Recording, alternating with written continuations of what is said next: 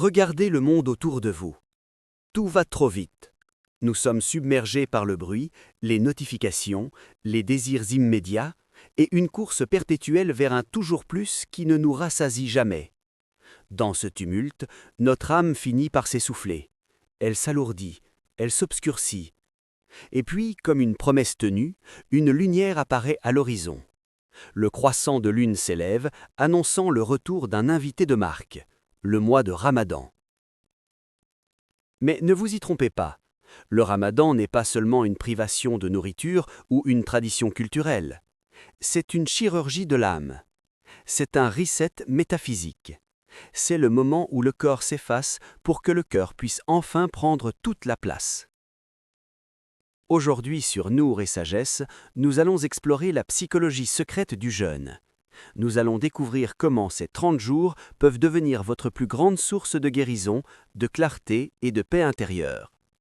Bienvenue dans le mois du Nour, bienvenue dans le mois de la guérison. En psychologie moderne, nous parlons souvent de détox numérique ou de discipline mentale. L'islam nomme cela le combat contre le nafs, notre ego et ses désirs impulsifs. Pendant 11 mois, nous sommes esclaves de nos habitudes. Le café du matin, le sucre de l'après-midi, le défilement infini sur nos écrans et surtout nos réactions impulsives de colère ou de jugement. Le Ramadan vient briser ces chaînes. En disant non à ce qui est pourtant permis, comme l'eau et la nourriture, vous envoyez un signal puissant à votre cerveau. C'est moi qui commande, pas mes désirs. Lorsque le corps se tait, l'âme commence à parler plus fort. La faim n'est plus une souffrance, elle devient un instrument de musique dont la note est la lucidité. En maîtrisant votre estomac, vous apprenez à maîtriser votre langue, votre regard et vos pensées.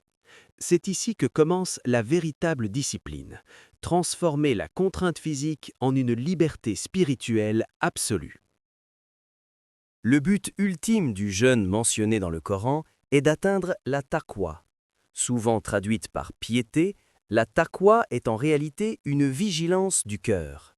C'est une conscience aiguë de la présence divine dans chaque détail.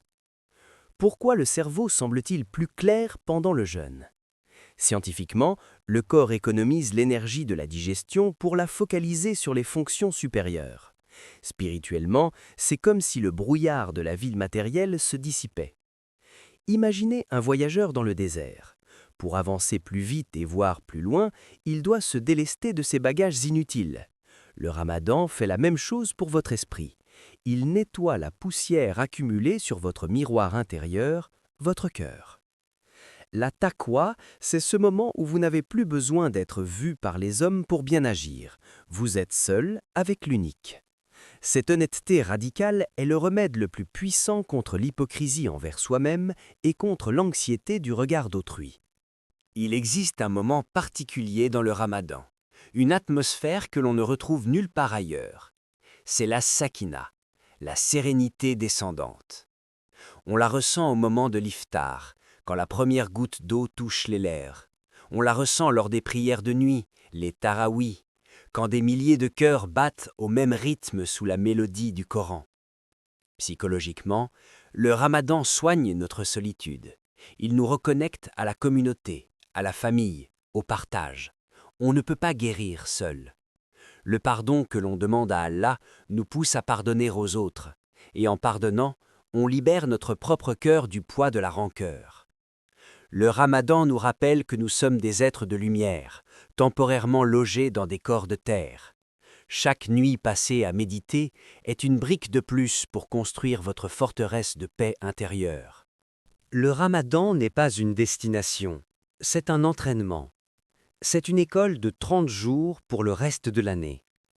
La guérison ne s'arrête pas au soir de l'Aïd, elle ne fait que commencer. Si vous avez appris à être patient face à la soif, vous pouvez être patient face aux épreuves de la vie. Si vous avez trouvé la force de vous lever la nuit pour prier, vous avez la force de réaliser vos rêves les plus grands. Ne laissez pas ce mois être une simple parenthèse. Faites-en la fondation de votre nouvelle vie. Prenez soin de votre cœur. C'est le trésor que vous êtes venu polir. Fermez les yeux un instant. Laissez ces mots se poser sur votre âme. Ô Allah, toi qui as fait descendre le Coran comme une guidance et une guérison, accorde-nous d'entrer dans ce mois avec un cœur purifié et une intention sincère. Fais que notre jeûne ne soit pas seulement une fin, mais une lumière pour nos ténèbres. Fais descendre ta sakina sur nos foyers, apaise nos inquiétudes et guéris nos cœurs malades. Accorde-nous la force de la taqwa et la douceur du pardon. Fais de ce ramadan le début de notre véritable éveil. Amin. Si ce message a éclairé votre esprit, partagez-le. Abonnez-vous à Nour et Sagesse pour nous accompagner durant ce mois sacré. Que la paix soit sur vous.